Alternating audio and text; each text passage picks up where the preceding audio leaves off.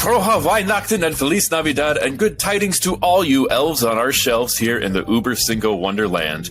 It's another special Yuletide edition of the podcast game show where we deep dive top fives, where today our contestants will reveal and defend the top 5 Christmas gifts that change the course of your childhood.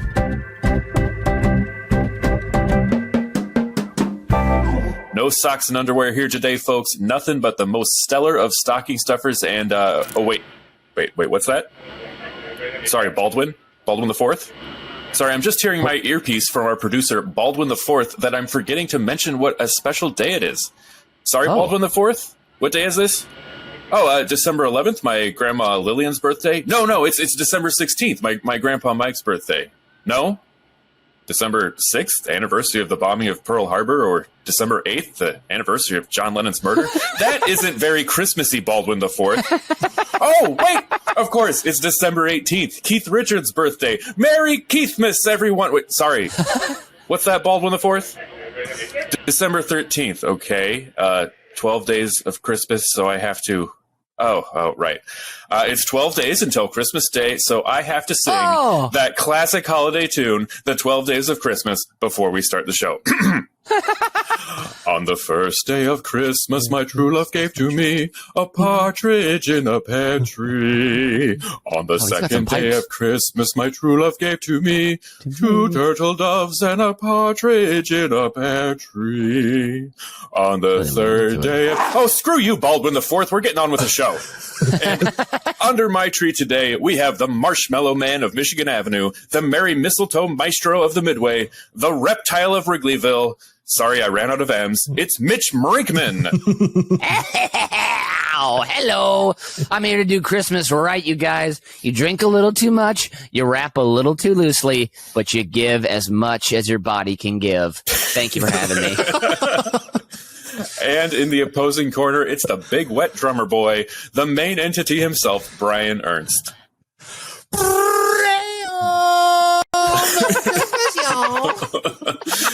All right, if you are joining us for the first time or have an incredibly short memory, let's wake you out of hibernation with a quick rundown of the rules.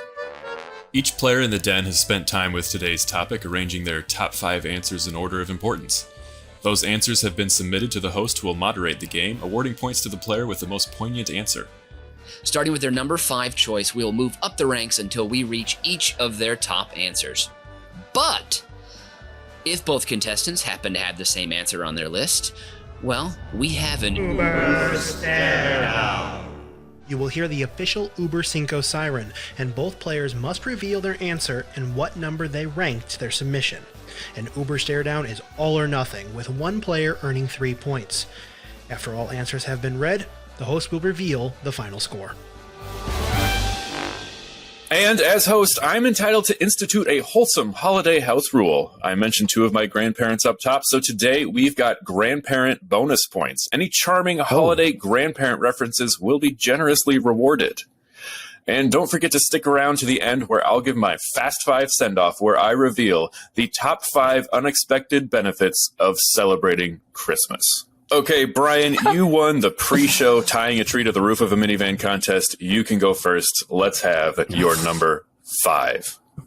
Oh, man, you got it. I don't want to reveal it with my own words, so I'm going to let the commercial from the 90s do it for me. You love the commercials. Scooter tough enough for this? Sharper Image Wheelie Razor is the hottest thing on 2 wheels. Don't be left out, and don't throw your money away on cheap imitations. If you want to have real fun, you better have the scooter that can handle it. How you gonna do wheelies without a wheelie bar? Sharper Image is the only place you can get the authentic original wheelie razor, color-coordinated grips, matching non-skid surface, and the exclusive wheelie bar for better control and advanced tricks. Every order comes with a free $19 custom carrying case. Call now and be sure to ask for 2-day shipping and a free set of lighted wheels. Lighted wheels? Because I really needed that wheelie bar for my advanced tricks. There's so many questions here. This is the Razer scooter from Sharper Image. Now, this is the one I wanted so bad. This was my most vivid it gift. Like, this was the one for the season. This started for me back in the spring of whatever year it was. My sister had the Boo doll from Monsters, Inc., and then she had the Tickle Me Elmo craze. I had the Razer scooter craze. This is where I was. I remember going into a Sharper Image and be as early as spring being like, I know I want this for Christmas. And I was like a guy going through a midlife crisis shopping for a sports car. Every time we go to the mall, I was like, can we swing by Sharper Image to look at them and see if the new models are in? Oh, my. And it's like, as the year continued, new models did come out. So they went from just lighted wheels with the wheelie bar to having shocks on the front wheels. What? Oh, my. So when you landed your tricks, it was easier on your knees. So what tricks were you? What was the most advanced trick that you did on the Razer scooter? I think you could probably consider it a half ollie, where I would just jump and get about half an inch off the ground and stick it. So I was known to clear about at least one sidewalk line in the Wait, when they said a wheelie bar, no one does wheelies on Razer scooters, Yes, they right? do, because you have the wheelie bar. And let me explain this further. So you have the back wheel, and then just over the axle, a bar would come out and go across, so that when you stepped on it, you could lift up the front wheel and just kind of wheelie up for a little bit. Then, after I was done with my Razer scooter phase, they had spark models, so that when you did a wheelie, the bottom would have to touch the concrete, and it actually had like pieces of like flint or whatever, carbonite or something. Whatever, I don't know. Whatever you fire starter almost. So that you could push it, sodium, just like skid and sparks would shoot out the back of your scooter. Oh man, the 90s were awesome. That actually does sound cool. Yeah. So I loved in the commercial the guy saying, "How are you going to do a wheelie without a wheelie bar?" Like the wheelie is the ultimate in 90s preteen achievement. That and my other favorite how thing are you is going to do it? Don't buy the knockoff imitations and ask for 2-day shipping. Those are my two favorite parts of the commercial. But what was great about this gift, because I actually received it, was that Sharper Image branded one, or it was from Sharper Image, and it was the Razer brand scooter with the red wheels, with the red shocks and the red matching handlebars, because got to be color coordinated. Yep. And I got this, and you love red too. I got it from the grandma on Christmas Day that we don't talk to anymore. And I have the feeling my parents found this, and then she just gave them the money, and they gave it to me on Christmas Day. Classic because move. She had the long tiled floor basement, which I believe I've mentioned this Razer scooter on the show for before. It was just boom, and I just did laps all goddamn day in the heated basement, fresh rollerblade wheels, basically on a perfectly tiled floor. Oh my god, I've never moved so fast in my life. That was peak speed. That's key to a great Christmas present memory, is if it's something you can actually use on Christmas Day. Correct. Yeah. That's Plus, such a good it's feeling. like I got my stance right at all the times I tried it out at Sharper Image. Like I knew exactly how to ride the beast. So when was the last time that you rode this Razer scooter? What was the ultimate fate of the Razer scooter? My last vivid memory of looking at it was in the weeds, covered in dirt next to the shed in my parents' yard. That is depressing. Put to discarded, pasture, forgotten. So about what age? What age did you receive the gift, and what age was the final ride on old Betsy, which I assume you called the scooter? Yeah, I feel like this would have been like 8 months between the ages of like 9 and 11, like somewhere in there. I think it would have happened, and I feel like it would have been done. Let's see, 13, 14 year high school. It definitely would have been done like middle school. I probably thought I would have been done with this. Okay, it feels like a late intermediate school, early middle school. Like as soon as you started using lockers, you're like, maybe I shouldn't ride the scooter anymore. The scooter is a very popular adult ride now in major metropolis areas in the United States, at least.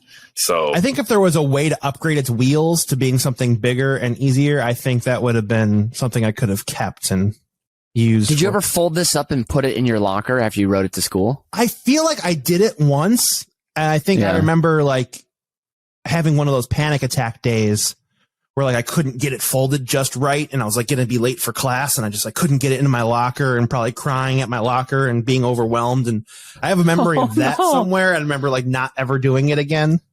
Oh my, Brian, did you have a lot of panic attack days in middle school? No, just stupid. Like anytime I thought I was going to get in trouble for something, like being late, that's when I would break down. Sure. Scooter anxiety is a real thing. So Yeah. This does remind me of one gift my sister got. And if she's listening, I think she knows exactly what I'm going to say. I got to tell on her. She really wanted to get a unicycle. And everybody was like, you're never going to ride the unicycle. This is just why. And she's like, I'm totally going to learn how to ride this unicycle. And so Christmas morning, unicycle right there by the fireplace.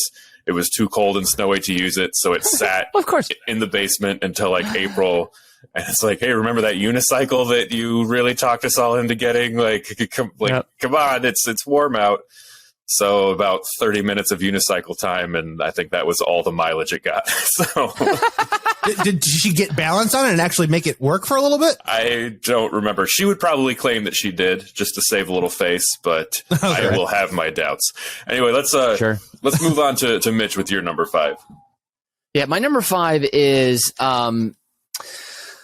quite simply, it's a officially sized and like collegiate quality collegiate quality Nike football. It's got the nice fat white stripes on there. I got it, I think when I want to say 11 or 12, like just when my hands were like big enough to start tossing that thing around a little bit. And it became the crown jewel of many a social event. And I loved that thing. It was probably like a $70 football. I was one of those sports kids that was like, Mom, I either get the best or I get nothing. It's like, I need that, like I one time got a pair of Maryland basketball shorts that I did wear for over a decade. So it was worth it. I remember those Maryland basketball shorts. The red ones. Giant, hideous shorts. Those were the baggiest shorts in the history of time. They were so big. MC Hammer would have been ashamed of how baggy those shorts were. He would have been like, dude, dial it back if you want to be in the music video. I'm like, all right, you were fine, over fine. 6 feet tall. They made you look 4'11". But they were made of the finest materials. And that was a real Maryland patch on there, Do you still have those shorts? Please tell me you do. I actually tossed them out because the waistband elastic just finally like sent me a note up through the back of the shorts that said, please let me die. I have gone on way too long. I have done the duty. Please just let me die for Christ's sake. And so I tossed them out. You euthanized the Maryland shorts. Wow. I did. They just couldn't stay up anymore. I honestly almost thought about cutting a part of the shorts out and like framing it and having it in like a personal little shrine in my closet just to remember, Yeah. Honestly, I thought about that, and I remember getting out the scissors and I'm like, what am I doing? Where am I going to find a frame? Short shrine logistics, man. Those are tough. But the football. So yeah, I went through something with, I remember there was you collected points through buying Pepsi products, and then you could send away and they would give you these miniature, like I think there was one basketball, maybe it was a volleyball, and then there was a football, and it was like just the right size for a playground game. And I waited for weeks for that thing to come. And I don't even like football. So I'm putting myself in your brain, imagining the anticipation, because getting the right size football, the actual official size, why was that the most important thing for you? Well, because I wanted to know and to train as soon as possible on a full size college football, because I was going to be a quarterback in college football. Right. So I was like, I need to get. What you guys seem like you're not actually believing what I'm saying. We're just saying we all went to college with you, and you went to a college that has no football team. Oh, that's right. That's right. I remember that now. Okay. But so I was like, I need to be a real quarterback as soon as possible. So I need the best ball there is. I need the official size. And earlier in my childhood, I was the one with the best football in like 3rd or 4th grade. And then that got run over by the milk truck, previously stated on this show. And so I was always the guy with the good football. It was like, we're going to play football. Mitch is bringing his football. So people had to invite you. Well, yeah, partially. and also, Also, I was the best thrower. I could throw the farthest. I was the best quarterback. So people naturally wanted me to throw them the ball. Cause, if I'm like, I want a 15-yard button hook with an option to float it out to the sideline, I'm going to put the tasty pigskin right in your breadbasket, and we're getting the first down. So people wanted me throwing the ball. Pigskin in the breadbasket. Exactly. But the one thing that just grinded my gears, and I've never said this before, was my friend Ryan used to always want to play with me, and he always wanted to play in the street. But this football is really nice, and Ryan didn't always have the best hands earlier on. He developed better catching abilities, but so he would drop the ball, or he was short as well. And you guys know I hate short people, so the ball would sail over his head, and then the blacktop would scuff the football, and every time it touched the ground, like a little part of my heart died, and went away. So that was always my deeply I want to keep this thing as nice as possible for as long as possible, but I don't want to seem like the psycho who's like, never drop the ball. I put it where I want it. You make the catch no matter what. That kind of kid. So, but football I was inside. Football's supposed to be played in the mud and dirty and rough and tumble, and you were just the pristine quality of it. This sounds like a toy that you didn't want to take out of the box so it would still be in mint condition. Well, now see, mud is not full of sharp rocks and hard surfaces where the ball's going to get scuffed. Mud, I can easily wipe that off with the chamois cloth back at home and just a little bit of Windex. That's easy. But I just wanted to keep it as nice as possible. Also, another thing I'm admitting here is I was a fantasy imaginer for sports as a kid. So I would stand in front of the mirror and practice my form. Over and over again. I'd throw the ball up and dive and catch it on the bed, do that kind of thing. Oh, yeah. I think we all did this. Yep. Yeah. Okay. Yeah. Okay. Everyone did this. Okay, cool. I spent hours doing that, and I would imagine whole games in my head. I'm like, I'm Vinny Testaverde. I'm on the 45 and I got 55 yards to go and I got 48 seconds, that kind of thing, So there's a very specific daydreamer in terms of sports. So that's my number 5. Very important to me. I haven't had a great football in a number of years. It hurts a little bit. I have one follow-up question. When you were playing in the street, were you playing tackle or touch 55 football? yards. Oh, in the street would be, we played double two-hand touch. So you'd touch them twice over with 2 hands. Okay. Oh, wow. Yeah. Say if you played tackle football in the street on pavement, you would have got 3 points, but you're only getting 2. Brian, I'm going to give you 3 points. It's with great hesitation though, because I wasn't sure which way to go with the grandma bonus, because your grandma got you the scooter, which is would have got you a bonus point, but then you said that you think she just kind of gave the money and had very little to do with it. It was more of a puppet present. So, but still Correct. A fun little tale. So 3 points to you, and we'll move on to your number 4. All right. My number 4 is the 3-foot tall at Walker with hoisting Luke Skywalker action. Whoa. Okay. 3 feet tall? Yes, it was. Whoa. Big boy. Don't you pronounce it AT-AT? No, I say at, and I watched the commercial, and it also says at from Kenner Toys, the official creator of them. Okay. Now, I may be exaggerating on its height, but it felt 3 feet tall to me. I'm really hoping it was that big, because I remember it being so big. But the coolest part about it was that you could, for Star Wars fans who don't know, the at Walker is the giant Empire things at the beginning of Empire Strikes Back that shoot on the Hoth planet that they have to take down with the snow speeders. Basically. Yes, they look like giant robotic cats. Completely, and what was completely non-practical weapons of assault. Especially on a windy snow planet. They're top heavy metal robots. But they are so damn cool looking. And what was great about the toy is you could just move the feet and get the thing moving, and it moved about as slow as they do in the movies.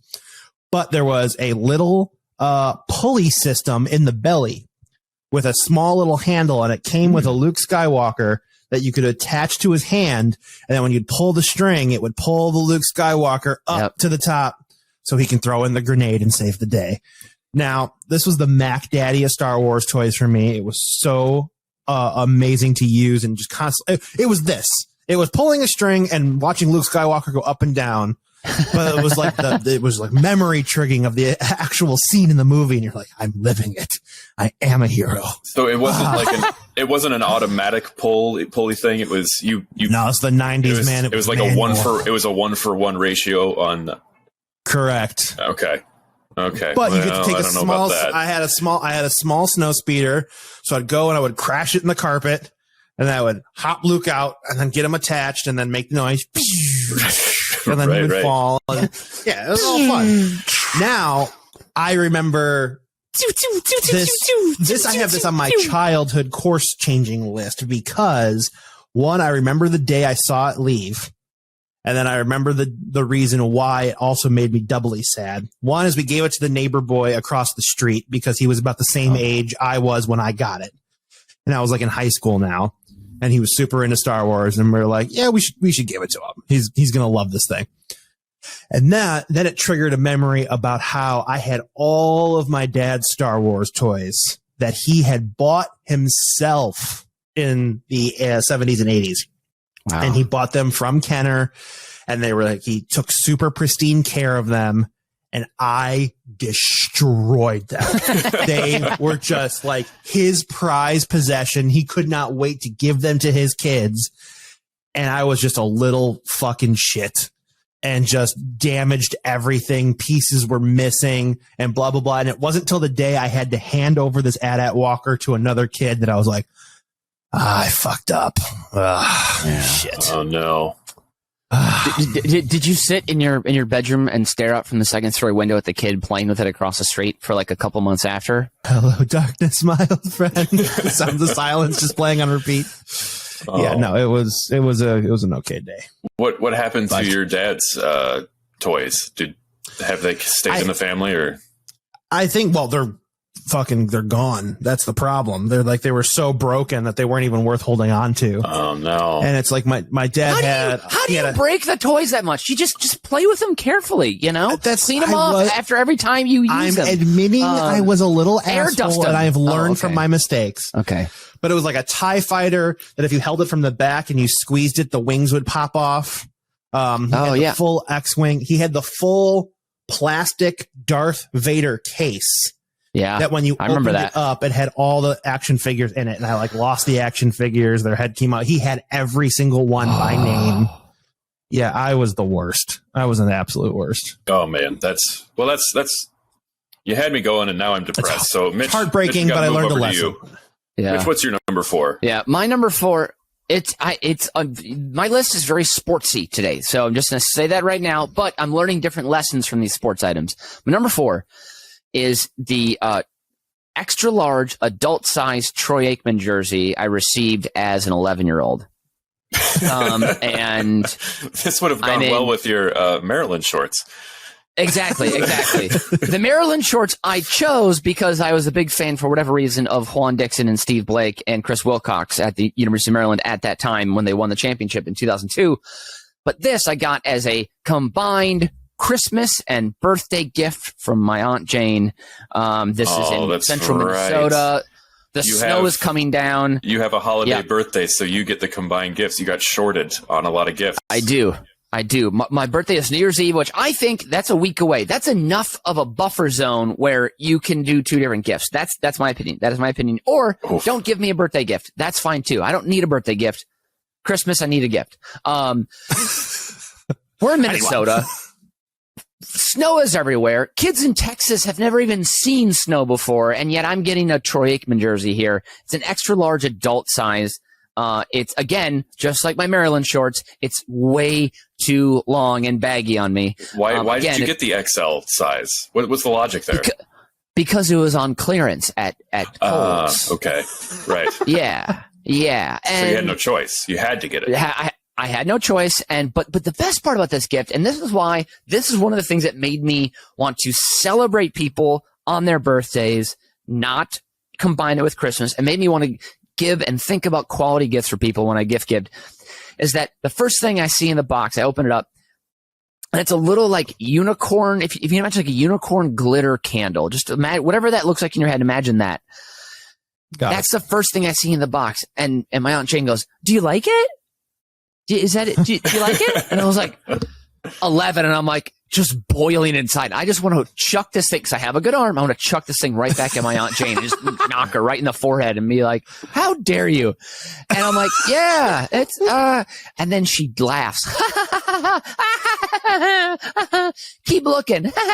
Like in front of the entire family, she does this to me. And then it's a Troy Aikman jersey. I'm like, I could give two fucks about the Cowboys. In fact, I hate them because they are essentially the Chicago Bulls, but for football, the 90s. And I hate, Empire Death Star type teams. And so, I Wow. rarely, if ever, wore the Troy Aikman jersey. And it made me vow from there on to get gifts people actually want and make it seem like maybe you thought about them for a second. So that's my number 4. So this is an interesting take. I wasn't expecting this because you learned it changed the course of your childhood because it was so shitty. Yes. And and my adult gift giving life too. It's like if you're going to give a gift, think about it a little bit, know the person, ask a question or two, maybe do a little research on them, listen throughout the year perhaps, and then give a gift that's nice, Or if all else fails and you're someone's aunt or, just ask the kid's parent, hey, get them something they really want and I'll give you money for it. And that works, There you go. Right. Yeah. In my case. Well, that is a beautiful lesson. And for that, and for the fact that you've been shorted on so many presents over the years, Mitch, you're getting the full 3 points. Thank you. Brian, I was initially, when you brought this up, I was like, this is going to be the easiest 3 points ever. And then I learned that you trashed your dad's toys, so I got to knock you down to 2. So That's fair. I deserve That's it. very fair. That's fair. You He deserves did it to yourself over many, many years of childhood. You can't blame me. It's true. But we'll move on to you for your number 3. Oh, my number 3 is the Talkboy tape recorder from Home Alone 2. Oh, There we go. Now, Home you Alone know 2, the Talkboy. Donald Trump's greatest role, I believe. Yes. God, no, only wish it was his only. But, yeah, once you've held this bad boy in your hand, like, the first time you ever picked up an N64 controller and it just fit your hand? Yep. This is how the Talkboy, you slid your hand in and your thumb just rests on the record button and the telescoping microphone would go out 2 stages. And you could just sit there and podcast to yourself in the closet.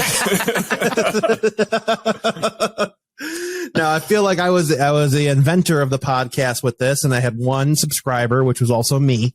Yeah. And then I would sit there and record things around the house or record things off of TV and try and do it exactly like Kevin McAllister did in the movie. And you can never rewind. How that kid's rewinding and playback skills, impeccable timing, impossible to replicate. Yeah. That was one of the things I was most excited for when I got it. I was like, oh man, I'm just going to be able to fool everybody with this. I'm going to be able to I record have not things. seen Home Alone 2 in many years. I've watched the first one every holiday season, but what does he use this for in the second movie? So he's lost in New York, as the title says. And earlier in the film, he sees an ad for the Plaza. So he stays at the Plaza because it's the only hotel that he knows. But to get around the evil Tim Curry and Rob Schneider, who are constantly trying to out him, he records mafia movies off the television. Right. So that he can then play them back at full ample volume off the tiniest little speaker off this portable cassette player to fool several grown adults into thinking he is a mob leader staying in the place and he's willing to shoot them at any time and firing bullets in the hotel in which they just leave the room and ask no questions afterwards. If a gun went off in the Plaza, that wouldn't make headlines. No way. No. They just scooted out of the room and went about their day. Have either of you ever been to the Plaza in New York?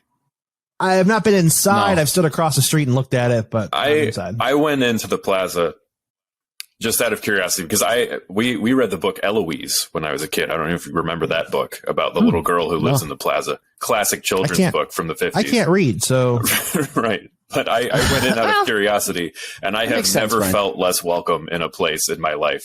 I went in there just dressed casually. Out of curiosity, I was like, I'll just pass through the lobby. I lasted about 20 seconds, and I felt just eyes glaring at me like, you don't have a room here, sir. Please. And I chickened out and I please left. leave. But anyways, don't blame you. I don't back to blame the tape recorder. So what was your use? Was it just you in the closet? What were you recording around? Were you doing like some Foley sounds of like your mom chopping onions? What was your favorite thing you recorded? I recorded just everything. And I remember taking it like on car rides and things and like doing like an audio diary and thinking it was just the most unique thing anyone has ever done.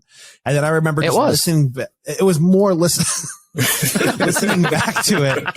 And it was just like, okay, I think this was kind of the fodder for like, oh, editing's important. It's like you just listen to this raw audio and you're like, what the hell is this? Who's going to listen to this? I'm sure I filled up several cassette tapes, never to listen to them again. And if we could ever find one, now that would be interesting. I'll say, do you have any memories of what your recording style was? I mean, what was it like?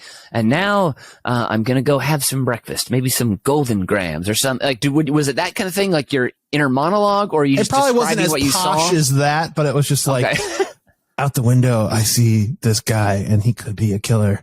Oh no.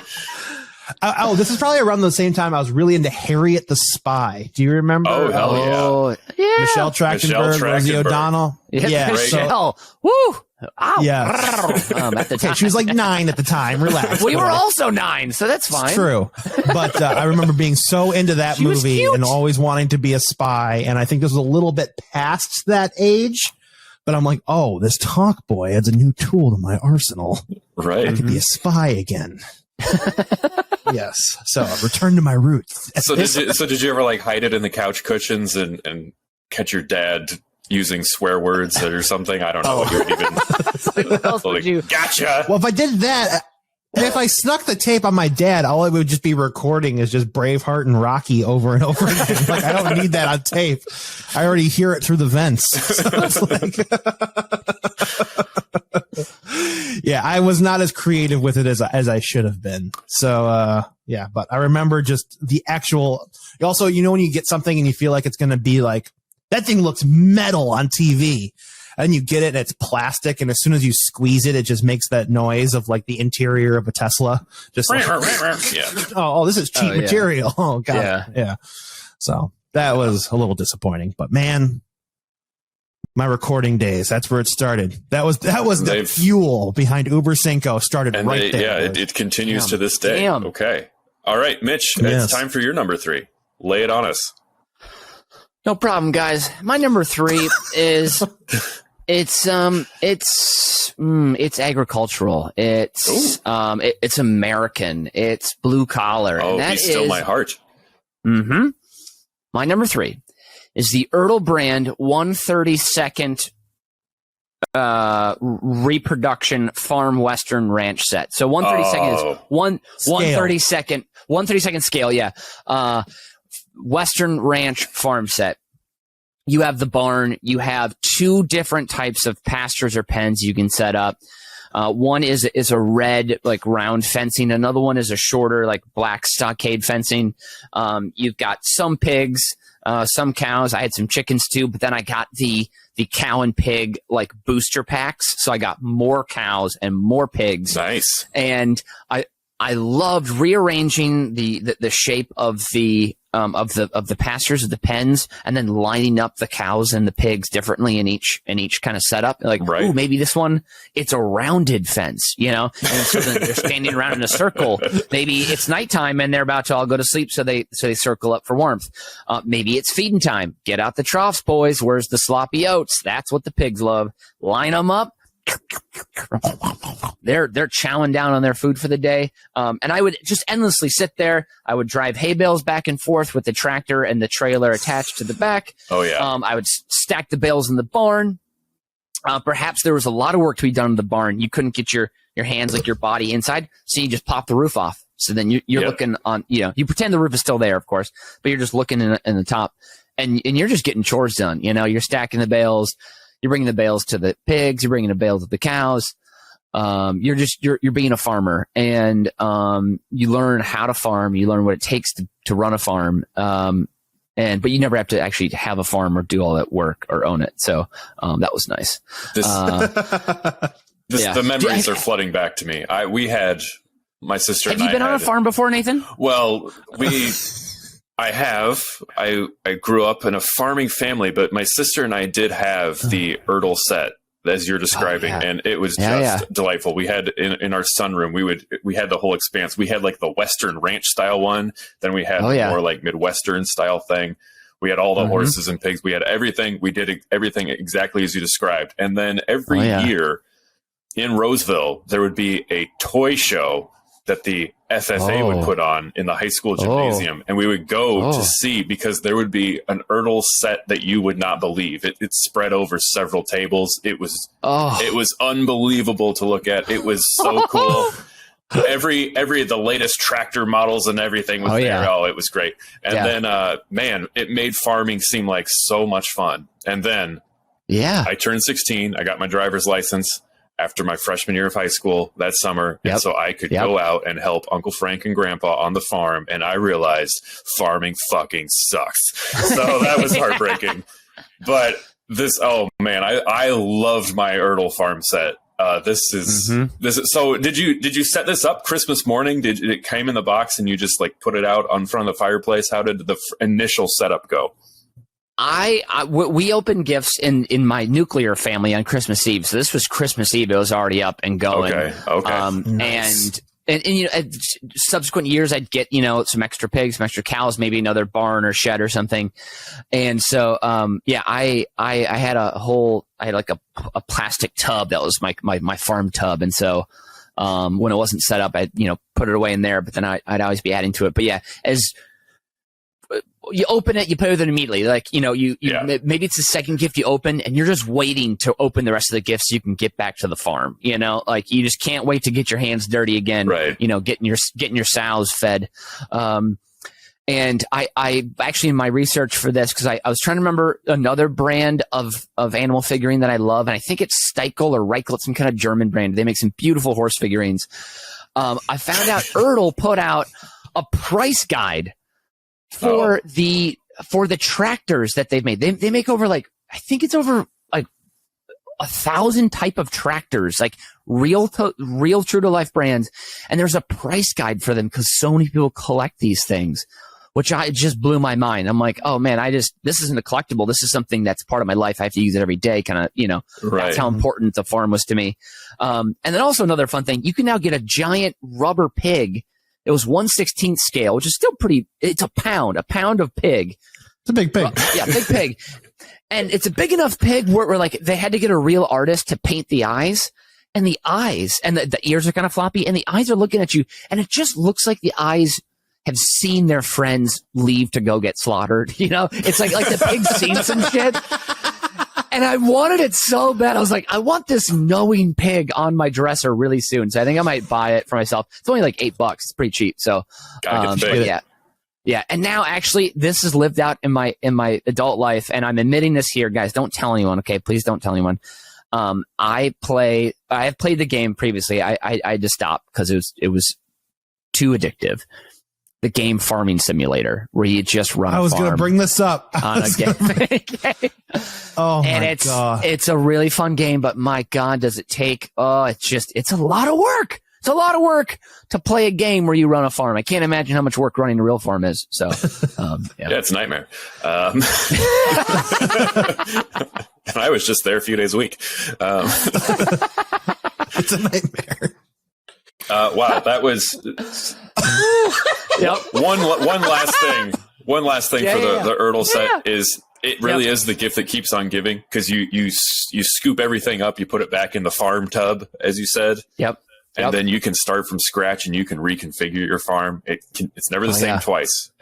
Imagination you can mix pigs and cows in the same thing, or like maybe each cow has a chicken that rides on its back because like they got a friend. That's great too. That's an abomination against God and nature, but we'll move on. I'm giving everybody 3 points that round. That was delightful. Brian, it's time for your number 2. All right, my number 2 I believe is going to speak to you, Nathan. I'm talking about the musical instrument, the guitar. Oh, be still my heart. Now this is a gift that spans 3 separate Christmases. So you don't give a guitar in pieces, do you? No. Oh. Listen. Sorry.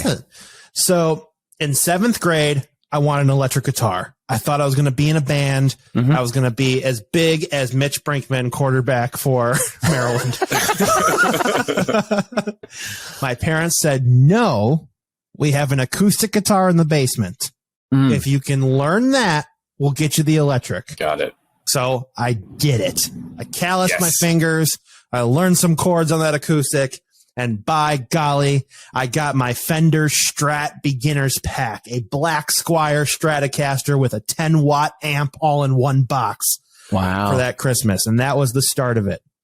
Now, what was great about this thing is, one, it wasn't the most high quality thing, but it was just like, this was the start. Who cares? You learn on it, blah, blah, blah. It was great. Mhm. And this is the one I covered in stickers. It's still hanging on my wall here. It's got a Nirvana sticker on it and a Green Day sticker and whatever stickers I got from the local Euro shop that had the 25-cent sticker machine. And it was awesome. And then after a while, it got a short in it, so I had to go bring it to Guitar Center, get it fixed. But that doesn't compare to the short that started in the amp. This little amp was only about this big, but it got to a point where it would only work if you tucked the wire underneath the weight of the amp at the right angle, and then it would work again. And then if you played too loud, it would vibrate and the short would happen and it wouldn't play anymore.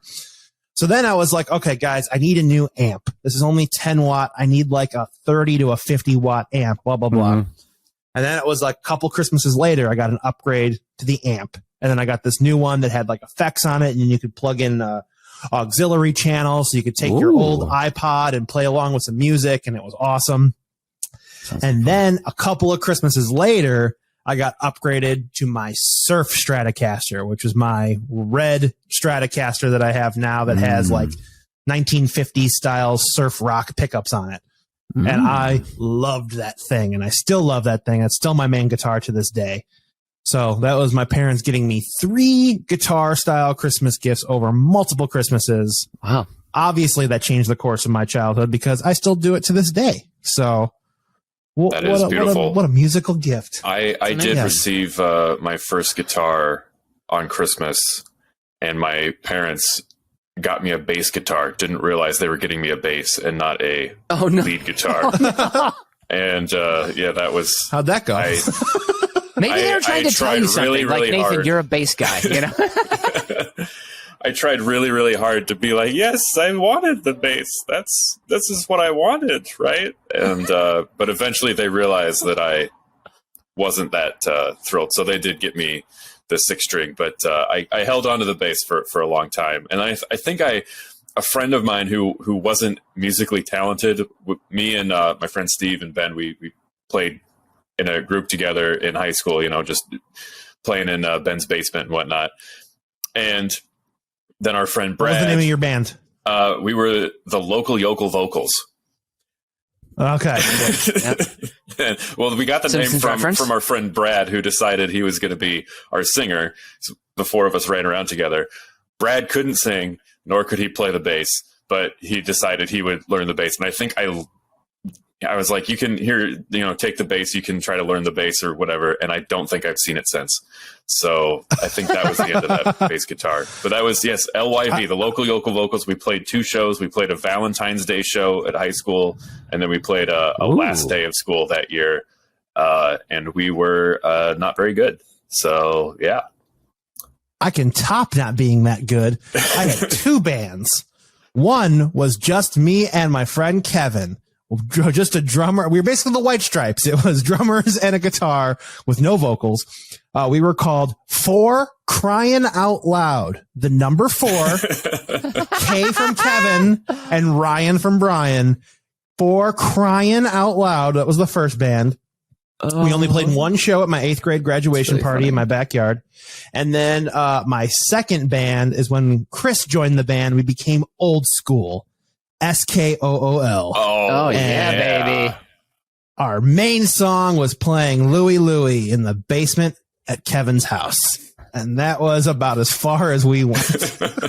I was in another band called Standing great. Room Only. We also played 2 shows. We played a high school dance at Yorkwood High School, and then we played some outdoor sort of. It was in Kirkwood. It was Kirkwood days at Kirkwood, Illinois.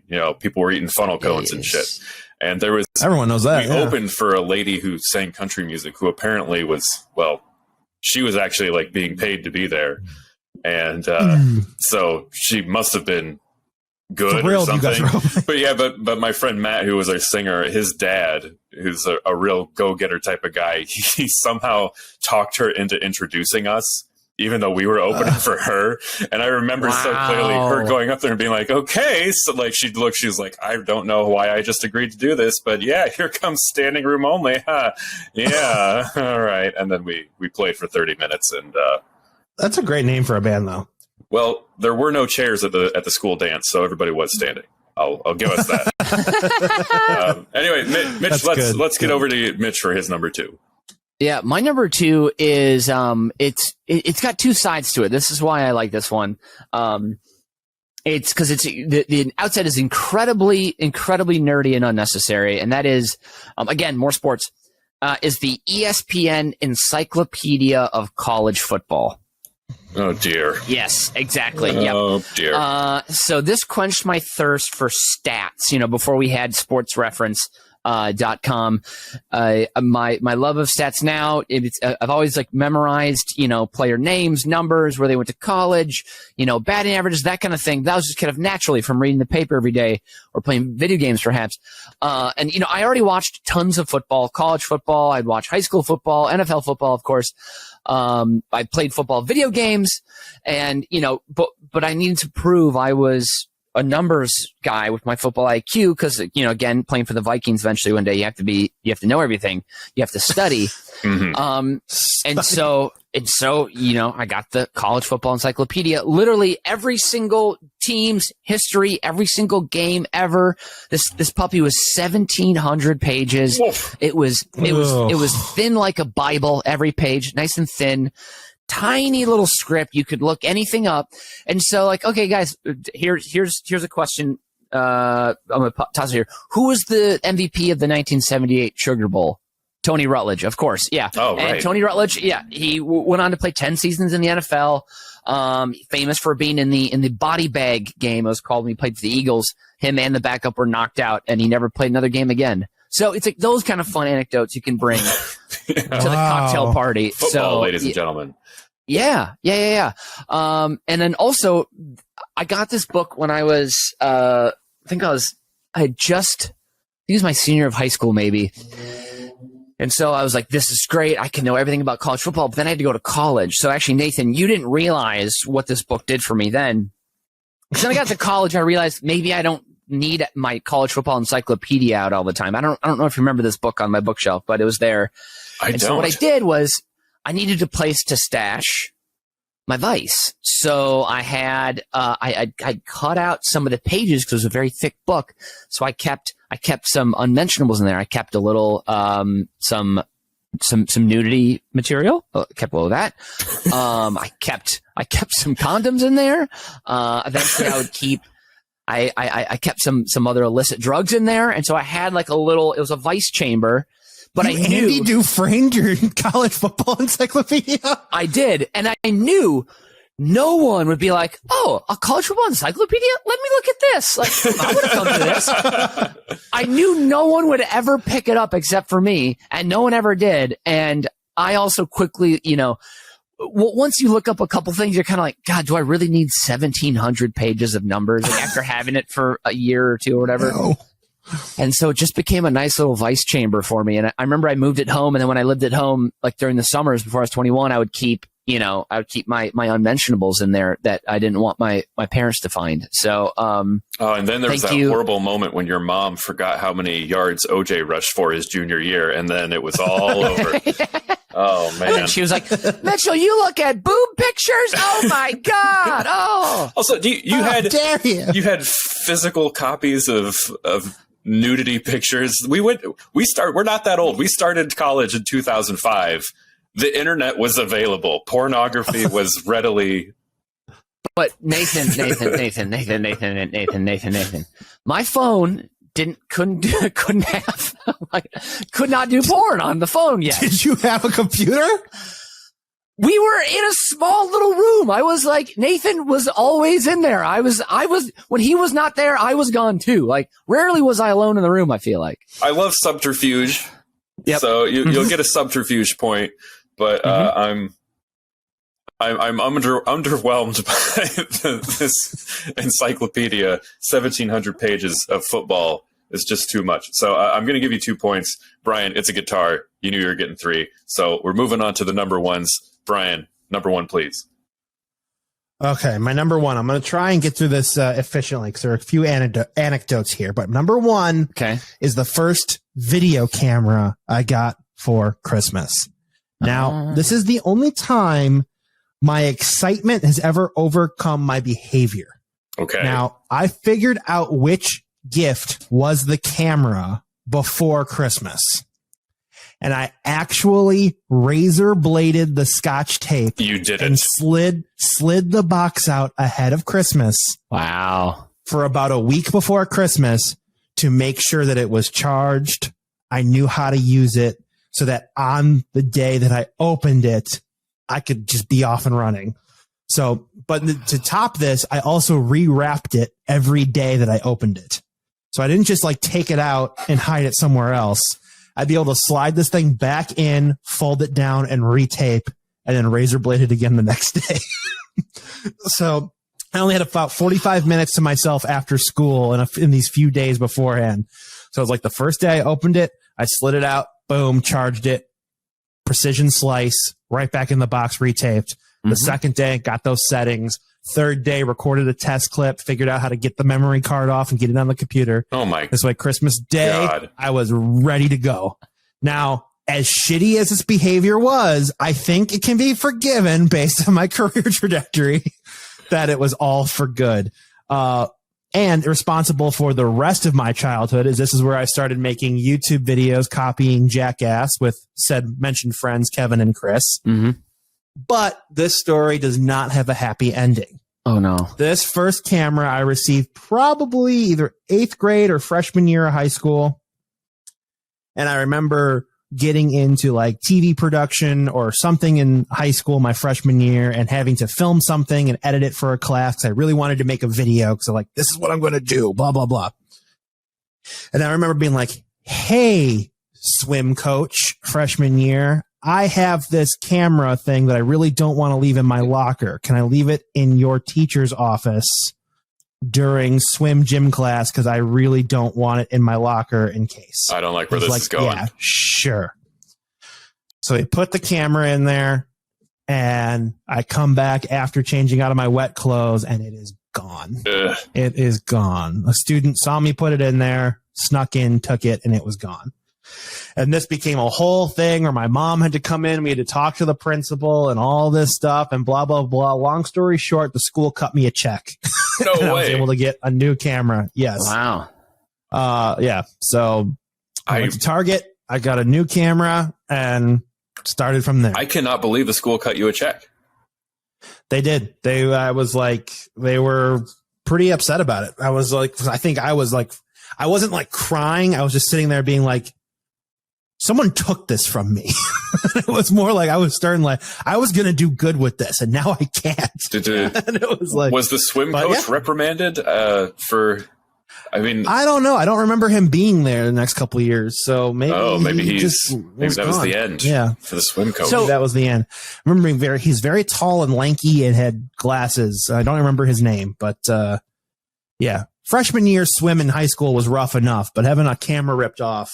Yeah, that was not a great start to high school. That is tragic. What if the school had never cut a check for a new camera for you? Do you think you would have? Do you think you would have gotten a new camera anytime soon? I probably would have, but it probably wouldn't have been until I started working because it's like, how else would we have gotten it? So, and that would have put you behind the 8 ball, as they say. I think so. I mean, because by junior year, I was already using Final Cut in the labs. So it's like I would have lost 2 years. If that school had not cut you a check, you'd be flipping burgers right now, Brian. I'm moved. I'm deeply moved. And well, Mitch, you have to top that. So it's time for your number one to close us out. What could possibly top a video camera?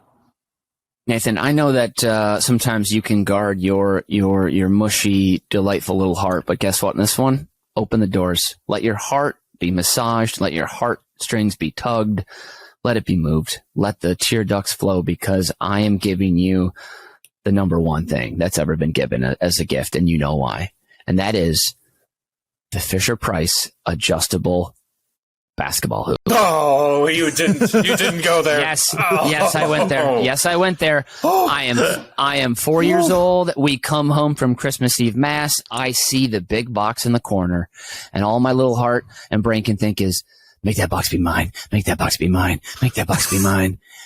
And I calmly and patiently put on my Christmas slippers and my Christmas sweater, and we eat our Christmas food, and it's time for gifts. And I find out that big box in the corner is all for Mitchy boy. Did it have a name tag on it? It said, to Mitchell from Santa. No. Thank you, big man. The big man himself. He comes The through man again. with the white beard, with the hat and the coat, the pants and the boots, riding the reindeer in. He brings me the gift of basketball, hoops, round ball, the greatest game ever created. I put that puppy out on the 3-season porch. It's Minnesota in winter. I don't care. I put on more clothes if I have to.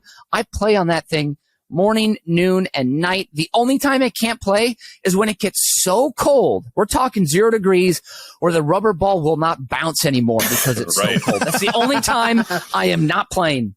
Minnesota cold, ladies and gentlemen.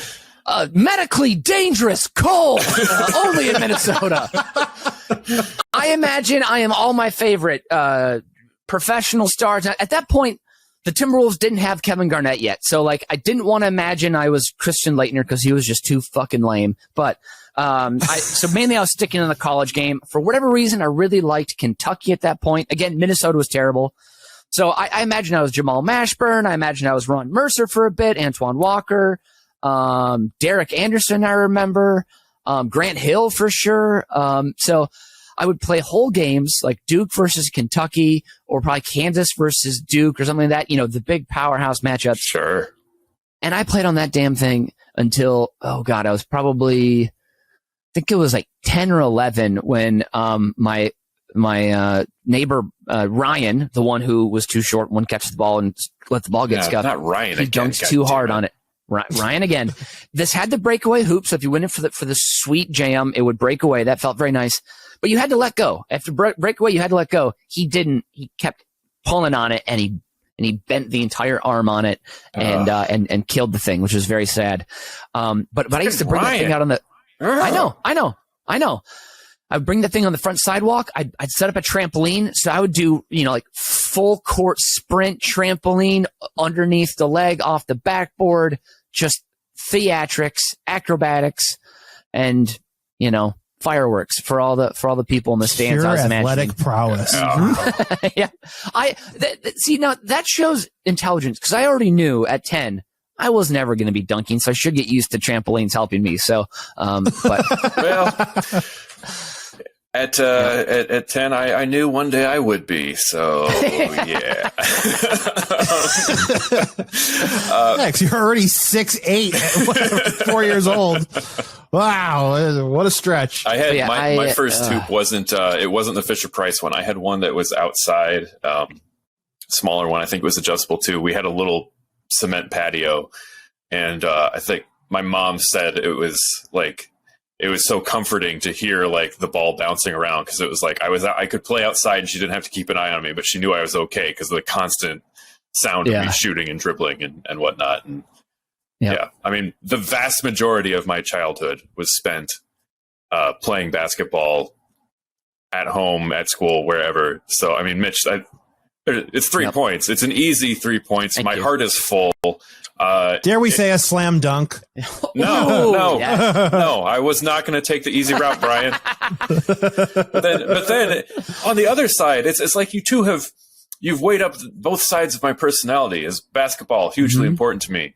I went to film school, and Brian goes the camera route, and he engaged in subterfuge. And I mean, but Brian, you broke the number one rule of Christmas. You don't open your presents before it's time to open your presents. How could you do this to us? I am so disappointed. It's 1 point. I know. And that means, I know. Mitch, this is the most I was watching the scores closely here, and Mitch, you were in so much trouble, and I thought it's not looking good. And then you came from behind, and you have won 13-12. You are the winner. So Merry Christmas, everybody! Oh, I'm sending everyone boxes of cookies on me. Oh, baby. I was naughty, and I deserve this. Oh, you You're on the guys naughty list. expect some very delicious Brinker Dews all natural cookies in the mail soon. You will not regret it. So. All right. Well, Merry Christmas to all. That is the Merry end of Christmas. the game. And now it is time for my Fast Five, the top 5 unexpected benefits of celebrating Christmas. Number 5, you go straight to heaven. That's right. Whether you are Christian, Muslim, Hindu, Jewish, atheist, member of the Satanic Temple, the Grinch, or Ebenezer Scrooge himself, even if you simply clock out 10 minutes early from work on December 25th, you are guaranteed a spot in the good place. Number 4, a year's worth of guilt is erased. Even if all you do is give a $10 Applebee's gift card to Carol in accounting in the office Secret Santa, you can sleep well knowing what a kind and generous person you are. Number 3, you get to knock on strangers' doors and sing at them. Now, this privilege is very underrated. Don't take it for granted. Mr. and Mrs. Cartwright weren't so pleased when I belted the first 6 Black Sabbath albums at them a cappella on Halloween night. Number 2, you get presents. Little known fact, sometimes at Christmas, people just give you the shit you want. It's fucking amazing. Number 1, the new Bon Jovi CD will be half price at Walmart tomorrow. As is said in 2 Corinthians chapter 9, verse 15, thanks be unto God for his unspeakable gift. And that's it for this week's edition of Uber Cinco. Joining me from his workshop in Berwyn, Illinois has been... Brian Ernst. And warming his toes by the fire in Wrigleyville has been... Mitch Brinkman. And on behalf of our producer, Baldwin IV, I'm Nathan Hennenfent, and as Victor Borge once said, Santa Claus had the right idea. Visit people only once a year. Auf Wiedersehen and adios. You've just listened to Uber Cinco, a production of UBK Studios. Subscribe to the show on Apple Podcasts, Spotify, Stitcher, or wherever you get your fine podcasts from. If you like what you hear and want to support the show, please visit our Patreon site at patreon.com/UBK Studios. Every little bit helps us keep the lights on and the bill collectors at bay. Keep tabs on us on all the social media at UBK Studios, and most importantly, subscribe to our YouTube channel so you can see that we really are just a bunch of good Midwestern boys.